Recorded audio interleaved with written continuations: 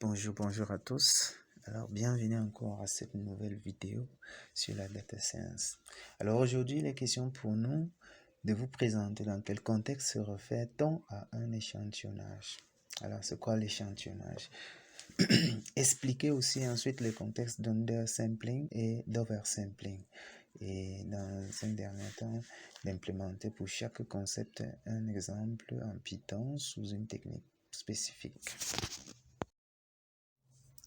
Dans quel contexte est-ce qu'on utilise ou on se refait à un échantillonnage? En développant un modèle de classification, il peut arriver qu'on ait l'une des deux modalités que l'on souhaite prédire qui soit totalement minoritaire ou majoritaire par rapport à l'autre. Et pour avoir un modèle robuste qui apprend autant de la classe majoritaire que de la classe minoritaire, on se refait donc à un rééquilibrage, c'est-à-dire en faisant un oversampling ou alors un undersampling.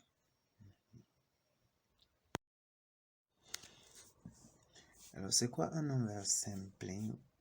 Un oversampling est une technique de rééchantillonnage utilisée pour gérer les ensembles de données déséquilibrés en augmentant le nombre d'échantillons de la classe minoritaire. Alors, ici, on augmente plutôt le nombre d'échantillons jusqu'à atteindre la classe majoritaire ou alors atteindre un niveau voulu. Un undersampling, quant à lui, est une technique de rééchantillonnage utilisée pour gérer les ensembles de données déséquilibrés en réduisant, ici on réduit plutôt le nombre d'échantillons de la classe majoritaire pour atteindre les niveaux de la classe minoritaire.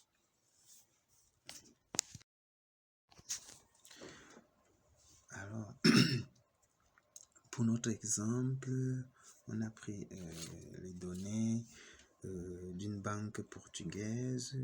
Ici, il était question pour cette analyse donc de prédire si un client a souscrit à un dépôt ou il n'a pas souscrit à un dépôt. Alors, en faisant une analyse descriptive rapide, on constate tout simplement que le nombre de personnes ayant souscrit est minoritaire par rapport au nombre de personnes n'ayant pas souscrit. On a le nombre de personnes ayant souscrit et ils sont juste à 11% par rapport au nombre de personnes totales. Alors on voit un déséquilibre total entre le nombre de personnes qui ont souscrit et ceux qui n'ont pas souscrit. Donc il faut donc appliquer une technique de rééquilibrage qui va permettre donc de cribler les données de la majorité entre les données majoritaires et les données minoritaires. Alors en Python, comment est-ce que se fait cette technique d'oversampling?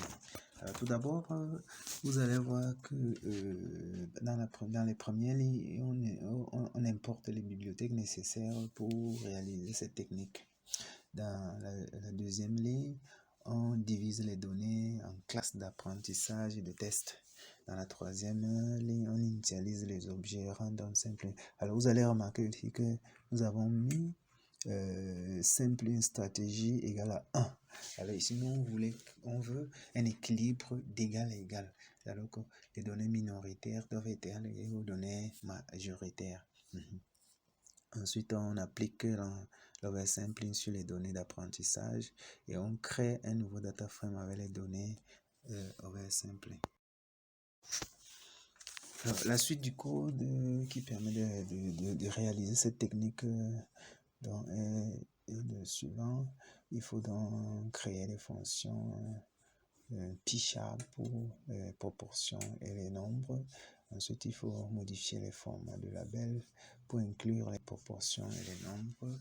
Il faut créer un P-sharp pour les tables basiques. Il faut créer un P-sharp pour la table oversampled.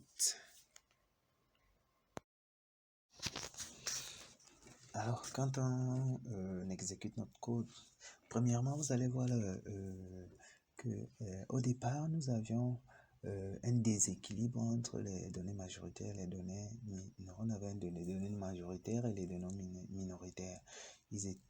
On avait 2929 036 personnes qui n'avaient pas souscrit. Alors, en appliquant notre technique, On a donc également 29 036 personnes qui n'ont pas souscrit. Et on a également 29 036 personnes qui ont souscrit. Donc, il y a donc un équilibre entre les deux classes. Alors, l'autre technique, qu'il s'agissait de undersampling, on fait toujours importer la bibliothèque nécessaire pour notre technique. Ici, vous allez voir, si on a mis auto, ça veut dire qu'on voudrait tout simplement que le nombre d'échantillons de la classe minoritaire soit égal au nombre d'échantillons de la classe majoritaire. On applique l'undersampling sur les données d'apprentissage. On crée un nouveau data frame avec les données undersampled. On affiche les nouvelles distributions de données. On crée un P-Sharp pour la table undersampled. Alors, comme dans le cas de oversampling, vous allez voir que si on applique P-Sharp, on va voir un équilibrage entre les données majoritaires et les données minoritaires. Nous avons 50% et 50%. Donc, il y a un équilibrage entre ces deux classes-là. Alors, nous sommes arrivés au terme de notre présentation. C'était bref, mais nous aurons l'occasion de présenter d'autres vidéos sur ces deux techniques-là, tout en montrant les impacts de ces techniques sur le modèle. Merci pour votre aimable attention et à la prochaine vidéo.